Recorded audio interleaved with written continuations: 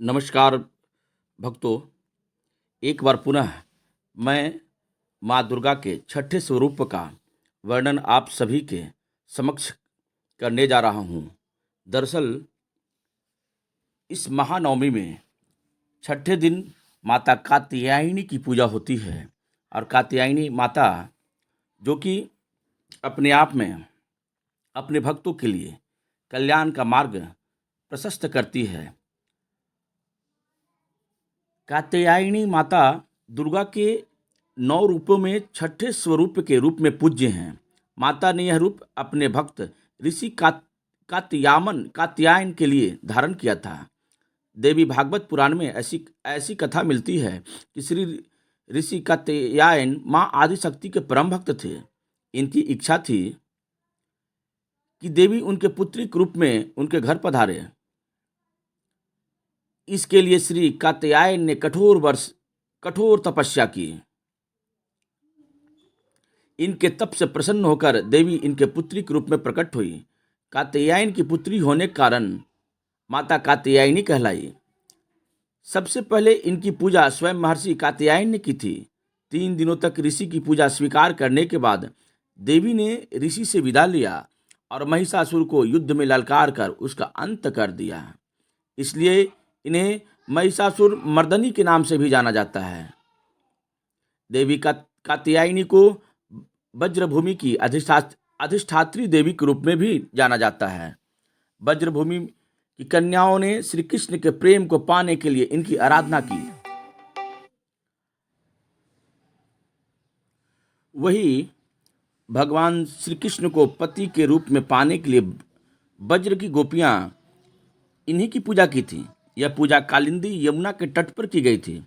इसलिए वज्रमंडल की अधिष्ठात्री देवी के रूप में प्रतिष्ठित हैं। इनका स्वरूप अत्यंत भव्य और दिव्य है। ये स्वर्ण के समान चमकीली और भास्वर हैं। इनकी 4 भुजाएं हैं। दाईं तरफ का ऊपर वाला हाथ अभय मुद्रा में है तथा नीचे वाला हाथ वर मुद्रा में। माँ के बाईं तरफ के ऊपर वाले हाथ में तलवार है व नीचे वाले हाथ में कमल का फूल सुशोभित है। इनका वाहन वीसी है। इनकी उपासना और आराधना से भक्तों को बड़ी आसानी से अर्थ, धर्म, काम और मोक्ष चारों फलों की प्राप्ति होती है। उसके रोग, शोक, संताप और भय नष्ट हो जाते हैं। जन्मों के समस्त पाप कट जाते हैं। इसलिए कहा जाता है इस देवी की उपासना से परम पद की प्राप्ति होती है। हे भक्तों, माता सभी को प्रिय है। माता समस्त लोगों के स्वामिनी है। फिर भी तनिक भी इनके अंदर अहंकार नाम की कोई चीज नहीं है। वह समस्त रूपों में और समस्त कालों में विद्यमान होती है और अपने भक्तों की सुरक्षा के लिए सदैव खड़ी रहती है। उसी प्रकार से अपनी जननी माँ होती है। वह भी एक माँ कात्यायनी का ही स्वरूप है जो हमारे और आपके घरों में और उन्हीं की कृपा से हमारा और आपका जन्म संभव हो पाया है।